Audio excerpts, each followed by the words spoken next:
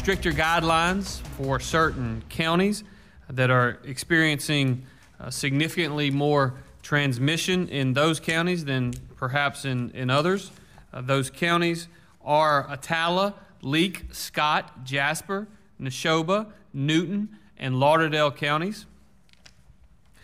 We have signed an order in working with Dr. Dobbs and his team that we think will certainly help those individuals in those 7 counties. This particular executive order has several requirements. As examples of some of the most high impact requirements, it requires all businesses to screen employees for sickness.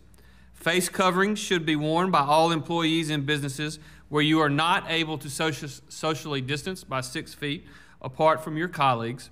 Customers of all retail shops are required to wear face coverings in those counties, and masks are required at outdoor public events like flea markets or live auctions.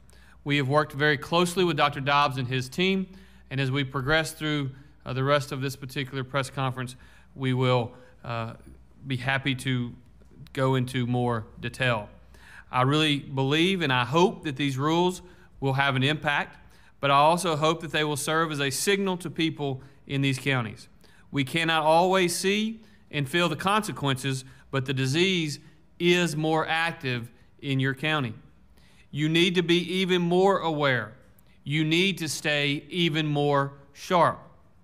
We know that individual action and individual buy-in is more effective than any government order.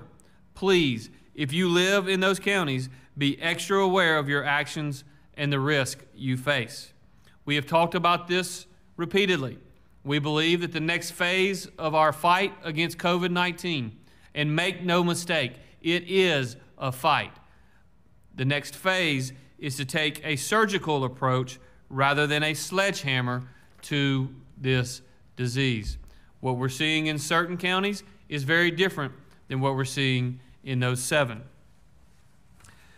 Now, that does not mean that there is no risk to those of you that live in the other 75 counties. We just simply need to pay extra attention to local conditions and respond in that surgical way. In the other 75 counties, I am still urging you to be smart, to stay safe, to recognize that the virus is still in your community. We are going to continue to focus resources on long-term care facilities because we know the devastating impact. We're going to continue to have our shelter-in-place order still in effect for those statewide that are over the age of 65 or that those who have pre-existing conditions. That is the population in our state that is most vulnerable to this terrible, terrible virus. We're going to continue to monitor cases every single day. We're going to continue to make decisions based upon the data, not based upon emotion. So with that, I will ask Dr. Dobbs to give us an update on the virus. Thank you very much, Governor. A quick update for today. We're reporting 234 new cases today and sadly 22 additional deaths. 7 of those deaths are deaths that happened previously that were identified through through death certificates and then validated and added to the list.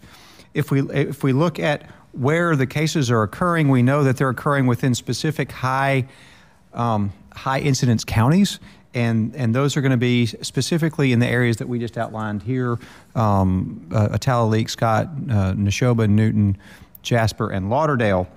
And if we think about where the action is and where we've been most active in our epidemiology response teams, we break it down into our 9 different teams throughout the state. And in that part of the state, those 7 counties, plus 2 additional ones, we've investigated 2,093 cases. We've done contact investigations and quarantines around that many people. That compares to the Jackson metro area, including surrounding counties, and they've had 1,949. So in those eastern counties, they have a significantly higher burden of disease even than the Jackson metro area, including surrounding counties. So that's something that's very impressive if we think about it. If we look at the testing that's done in the state of Mississippi so far, we are finding additional negatives from smaller private labs. We added an additional 1,600 negatives today that'll be updated soon. And so, although it's not on the website yet, we've documented 97,692 tests. And if we look at the tests that have been done so far, the first 10 days of May, we've done over 26,000 tests in the state of Mississippi. So really a great effort by our partners, and appreciate the hard work that has gone into that. And that's all I have for today, Governor.